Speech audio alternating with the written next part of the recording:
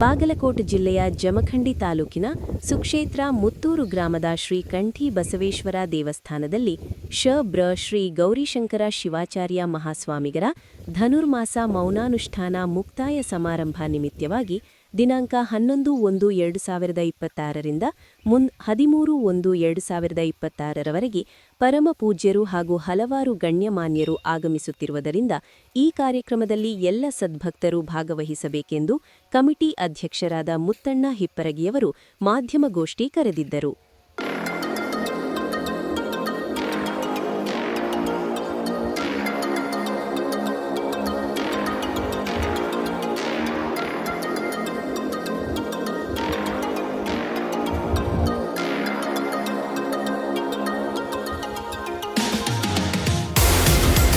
ನಾಳೆ 11ನೇ ತಾರೀಕು 12 ಮತ್ತು 13ನೇ ತಾರೀಕಿಗೆ ಶ್ರೀ ಕಂಠಿ ವಿಶ್ವೇಶ್ವರ ದೇವಸ್ಥಾನದಲ್ಲಿ ಮೌನ ಅನುಷ್ಠಾನವಾಗಿ ಸಟಸ್ಥಲ ಬ್ರಹ್ಮಿ ಗೌರಿಶಂಕರ ಶಿವಾಚಾರ್ಯ ಮಹಾಸ್ವಾಮಿಗಳವರು ಸುಮಾರು ಈ ಒಂದು ತಿಂಗಳ ಧನುರ್ಮಾಸದಲ್ಲಿ ಒಂದು ತಿಂಗಳವರೆಗೆ ಮೌನ ಅನುಷ್ಠಾನವನ್ನು ನೆರವೇರಿಸಿದ್ದಾರೆ. ಅವರು ಸಟಸ್ಥಲ ಬ್ರಹ್ಮಿ ಗೌರಿಶಂಕರ ಶಿವಾಚಾರ್ಯರು ಸುಮಾರು ಇದು 22ನೇ ಅನುಷ್ಠಾನ ನಮ್ಮೂರಲ್ಲಿ ಕಂಠಿ ಬಸವೇಶ್ವರರಲ್ಲಿ ಅವರು ಅನುಷ್ಠಾನವನ್ನು ಕೈಗೊಂಡಿದ್ದಾರೆ.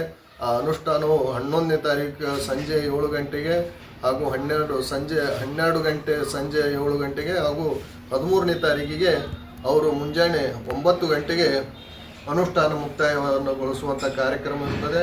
ಅಲ್ಲಿ ಸಹಿತ ಅನೇಕ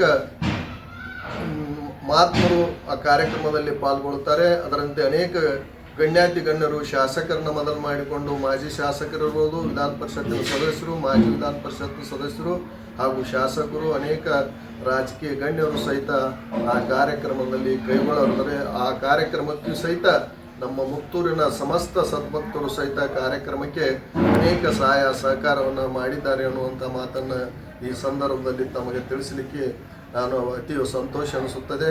ಹಾಗೂ ಆ ಕಂಠಿ ವಿಶ್ವೇಶ್ವರ ದೇವಸ್ಥಾನದ ಟ್ರಸ್ಟ್ ಕಮಿಟಿಯ ಅಧ್ಯಕ್ಷನಾಗಿ ನಾನು ಮುತ್ತಣ್ಣ ದುಂಡಪ್ಪ ಹಿಪ್ಪರಿಗೆ ಈ ಮೂಲಕ ತಮಗೆ ತಿಳಿಸಲು ಬಯಸುತ್ತೇನೆ.